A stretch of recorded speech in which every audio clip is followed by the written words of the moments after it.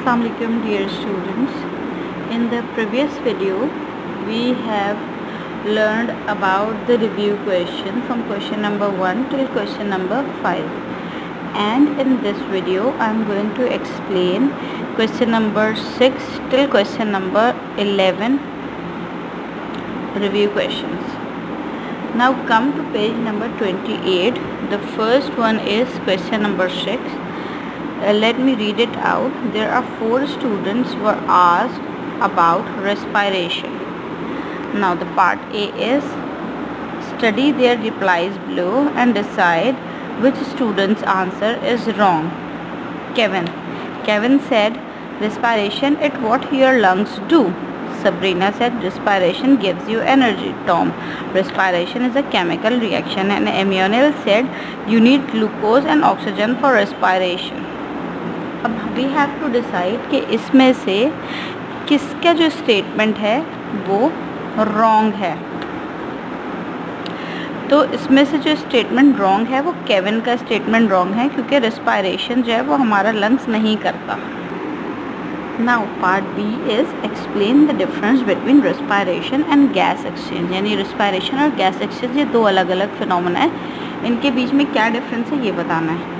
तो basically respiration जो होती है वो हमारे टिश्यूज़ के अंदर होती है और ये एनर्जी रिलीज़ करती है ग्लूकोज और ऑक्सीजन को यूज़ करके. और गैस एक्सचेंज जो है वो हमारे लंग्स में होता है. तो और ये जिसमें से ऑक्सीजन एंटर होती है और कार्बन डाइऑक्साइड हम बाहर एक्सहेल कर देते हैं. ठीक है, तो अगर हम इसको लिखेंगे तो उसका आंसर ये होगा respiration occurs in your tissues. It is a chemical reaction that releases energy from glucose using oxygen. Or gas exchange occurs in the lungs when oxygen from the air enters the blood and carbon dioxide passes from the blood to the air. Turn to page number 28. We have question number 7 now. Question number 7 is when Jules climbed a mountain, her hand got so cold that blood stopped circulating through her fingers. इसके नीचे joules का जो है वो hand बना हुआ है और उसमें फ्रॉस्ट बिटन जो स्किन है वो नज़र आ रही है. कलर भी थोड़ा डार्क सा हो गया है, वो जिसको कहते हैं ना नील पड़ जाना, उस तरह का रंग हो गया है फिंगर्स का. Suggest why that made her ends of her fingers turn black and die. अब क्या रीज़न होता है कि ये ब्लैक क्यों हो रही है इसकी फिंगर्स? इसका रीज़न ये है कि वहाँ तक ऑक्सीजन नहीं पहुँच पा रही.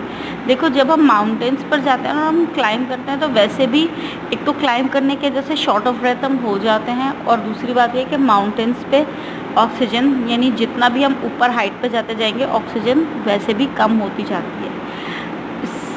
इसके रिज़ल्ट में ये होता है कि जब आपकी बॉडी के कुछ पार्ट्स तक ऑक्सीजन नहीं पहुंच पाती तो उस जगह पर रिस्पायरेशन कम हो जाती है.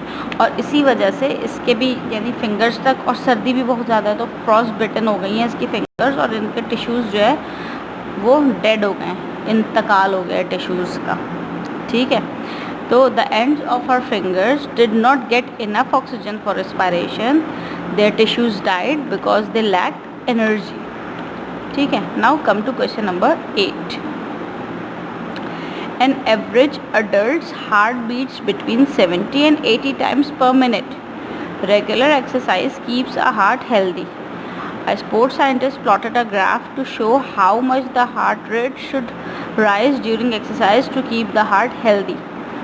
अब यहाँ पर आपको एक वो दिया हुआ रिसर्च दी हुई है कि एक जो अडल्ट यानी जैसे हम लोग होते हैं, हमारा जो हार्ट बीट होती है वो 70 से 80 टाइम्स पर मिनट होती है. यानी हमारी एक मिनट के अंदर हमारा हार्ट 70 to 80 टाइम्स बीट करता है. अगर हम रेगुलर एक्सरसाइज करते रहें तो हमारा हार्ट हेल्दी रहता है. एक स्पोर्ट्स साइंटिस्ट, लेकिन जब हम एक्सरसाइज करते हैं तब हमारी हार्ट बीट बढ़ जाती है. तो एक स्पोर्ट्स साइंटिस्ट ने एक ग्राफ प्लॉट किया और उसमें उन्होंने बताया कि हार्ट रेट कैसे इंक्रीज़ हो, कैसे राइज होना चाहिए ड्यूरिंग एक्सरसाइज, ताकि हमारा हार्ट हेल्दी रहे. अब यहाँ पर एक ग्राफ बना हुआ है जो कि आपने अपनी नोटबुक्स में बनाना है. Part A is what does the graph show. ठीक है, पार्ट ए में पूछा ग्राफ क्या शो कर रहा है, तो ग्राफ ये शो कर रहा है कि जैसे जैसे अडल्ट की एज इंक्रीज़ हो रही है recommended heart rate during exercise decrease हो रहा है. यानी कि जैसे जैसे अडल्ट यानी जब 30 ईयर्स का था तब अगर कोई 30 इयर्स का हो तो उसकी हार्ट रेट जो है वो 120 होनी चाहिए ड्यूरिंग एक्सरसाइज। लेकिन अगर कोई 60 इयर्स का है तो उसकी हार्ट रेट कुछ अराउंड 85 तक होनी चाहिए ड्यूरिंग एक्सरसाइज। यानी जैसे जैसे एज बढ़ रही हो वैसे वैसे ड्यूरिंग एक्सरसाइज हार्ट रेट कम होना चाहिए। ठीक है। अच्छा, now part B, what is the recommended heart rate during exercise for someone aged 50। अब हम अपना जो है वो ग्राफ चेक करते हैं कि 50 पे देखें। 50 पे अगर आप देखेंगे तो हार्ट रेट यानी ये जो रेड वाली लाइन है हार्ट रेट की, ये कहाँ पर आ रही है, ये कुछ अराउंड 92 पर आ रही है। ठीक है, ये 90 से थोड़ा सा ऊपर है, 90 से एक बॉक्स ऊपर है, यानी नहीं 92 पर आ रही है। तो इसका आंसर है 92 बीट्स पर मिनट। अगर कोई एज किसी की 50 इयर्स है तो उसकी जो हार्ट बीट होनी चाहिए एक्सरसाइज के दौरान वो 92 बीट्स पर मिनट होनी चाहिए।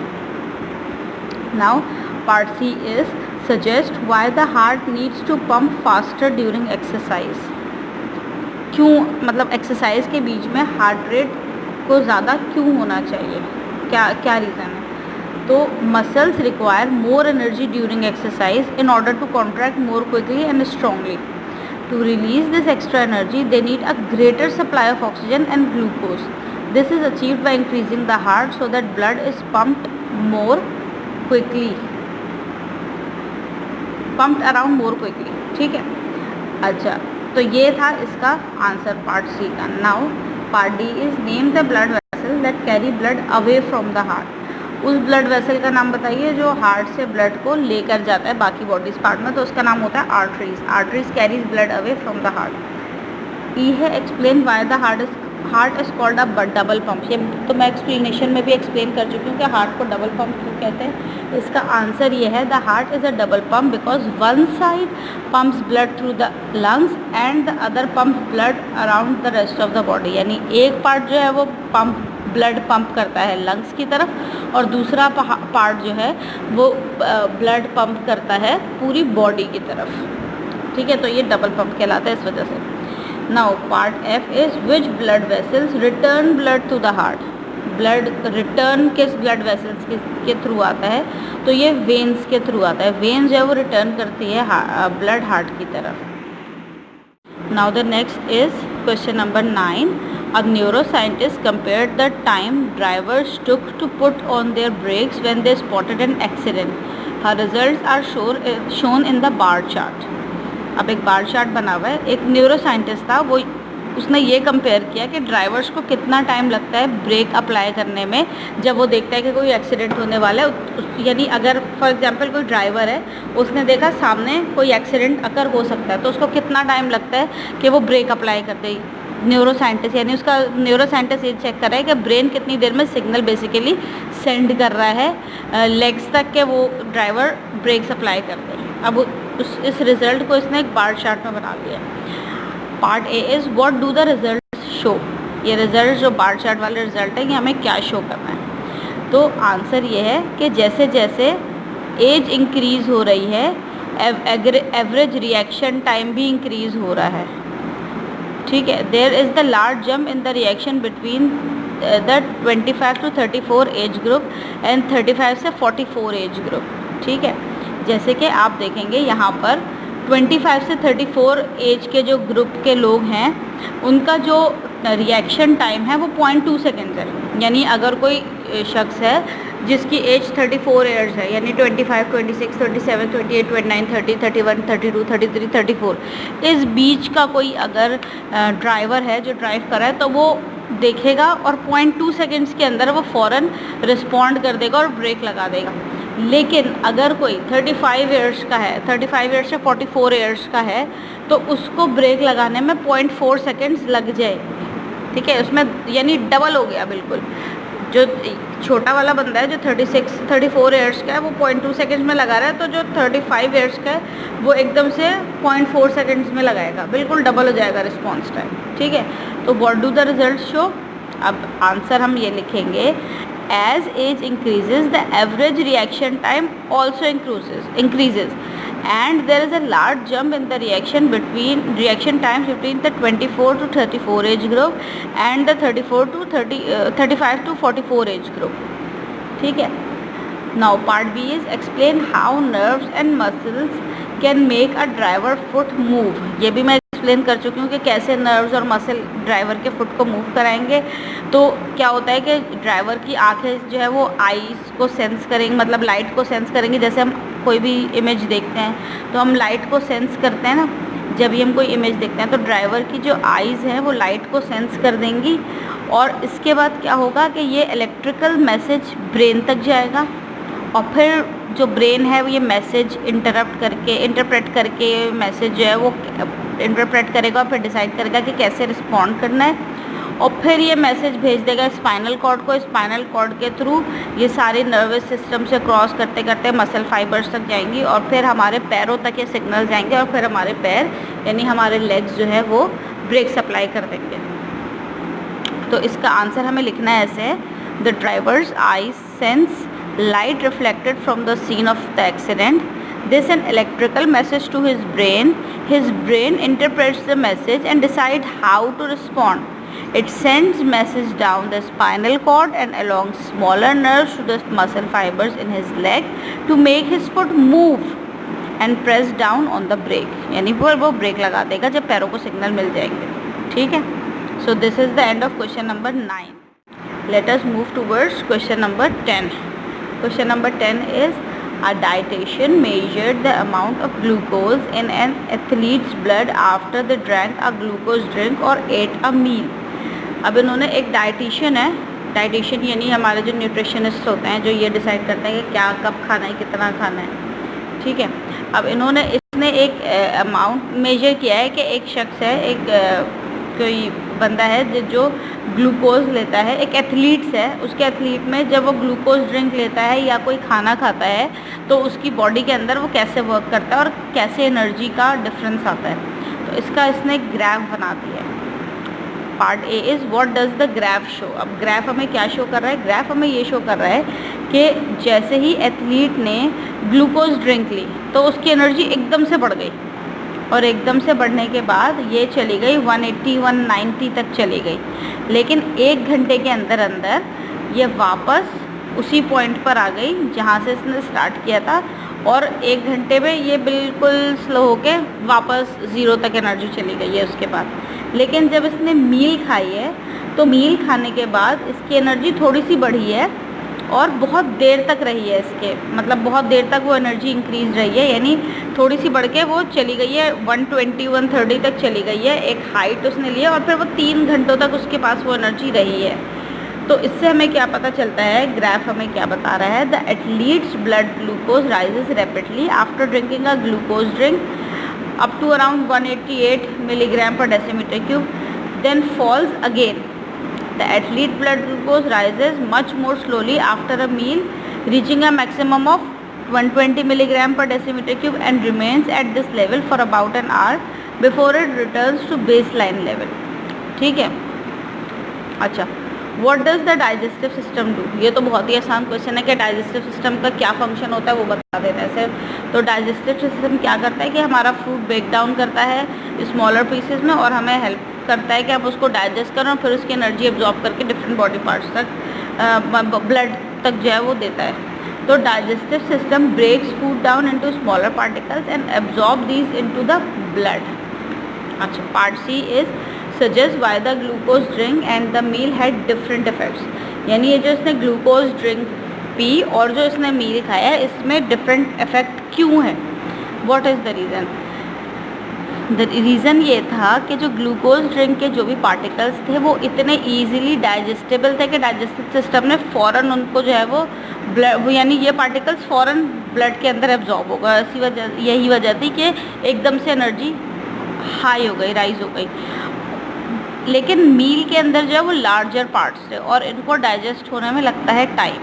तो ये ब्रोक डाउन होंगे डाइजेस्टिव सिस्टम के अंदर, फिर एक पूरा प्रोसेस होगा और फिर ये हमारी ब्लड में जाके ये एनर्जी ऐड होगी. तो दैट इज़ द रीज़न कि इसमें टाइम लगा. तो यही जो डिफरेंस है इसका रीज़न क्या था अब मैं पढ़ के आपको बताती हूँ. The particles in the glucose drink are small enough To be absorbed into the blood, the meal contains larger particles that need to be broken down in the digestive system before they can be absorbed.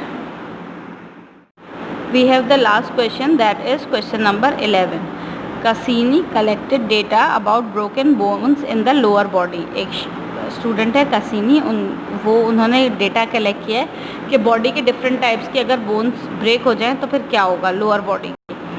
तो यहाँ पर part of skeleton कौन कौन से लिए उन्होंने, hip, अपर leg, नी, lower leg, ankle और foot. और फिर उन्होंने 2 एज ग्रुप्स के लिए है, एक वो जो 10 से 19 साल के हैं और दूसरे वो जो 60 से 69 ईयर्स के हैं। ठीक, तो अब पार्ट ए है, what job do bones do. ये तो बहुत ही आसान आंसर है, मैं ऑलरेडी पीछे चैप्टर में बहुत बार एक्सप्लेन करती हूँ कि बोन्स का क्या वर्क होता है। बोन्स का वर्क ये होता है कि ये हमारी बॉडी को सपोर्ट करते हैं, और ये हम मेरे ख्याल में 2 क्लास से पढ़ते हुए आ रहे हैं कि बोन्स का क्या वर्क होता है। फिर से 8 क्लास में भी यही, 7 क्लास में भी यही पूछ लिया कि बोन्स का क्या वर्क होता है। तो बोन्स हमारी बॉडी को सपोर्ट करते हैं और हमारे जो वाइटल ऑर्गन्स हैं लाइक ब्रेन है, हार्ट है, लंग्स हैं, इनको प्रोटेक्ट करने में हेल्प करते हैं और हमें मूव करने में हेल्प करते हैं। तो इसका आंसर है bone support your body, protect vital organs like our brain, heart and lungs and help us to move. Now part B is which bones are broken most often by each age group. अब इसमें पूछा है कि कौन सी bone ज़्यादातर, यानी दोनों age group में, जो एक एज ग्रुप है 10 से 19 और दूसरी है 60 से 69, दोनों एज ग्रुप में कौन सी बोन है जो सबसे ज़्यादा ब्रेक होती है। तो अगर हम देखें तो 10 से लेकर 19 ईयर्स की एज में सबसे ज़्यादा क्या ब्रेक होता है, वो होता है फुट। ठीक है, जो फुट है वो 45 ईयर्स की, मतलब 45 जो है वो इसका वो है परसेंटेज है, 45% जो है वो लोगों की जो फुट है वो ब्रेक हो जाता है 10 से 19 साल की एज में। सही है। और जो 60 से 69 एज ग्रुप है उसमें सबसे ज़्यादा क्या, कौन सी बोन ब्रेक हो रही है, वो है हिप बोन। हिप की जो बोन है वो ब्रेक हो जाती है। इसके बाद है part C. Part C is which bones are broken 4 times more often by 10 to 19 years old. कौन सी एज जो है, कौन सी बोन जो है वो 4 times ज़्यादा ब्रेक हो रही है 10 से 19 ईयर्स ओल्ड में। तो इसमें है the 10 to 19 age group break bones in their lower leg 4 times more often than the 60 to 69 age group. अब जब आप देखेंगे ना लोअर लेग में देखेंगे तो 10 to 19 एज में 20% हो रही है, जबकि 60 से 69 में सिर्फ 5% हो रही है। यानी जो बड़े एज के लोग होते हैं उनमें बहुत ही कम ऐसा होता है कि लोअर लेग उनकी टूटती है, लेकिन जो 10 to 19 ईयर्स के होते हैं ना उनमें 20% जो है वो लोअर लेग टूटने के चांसेस होते हैं।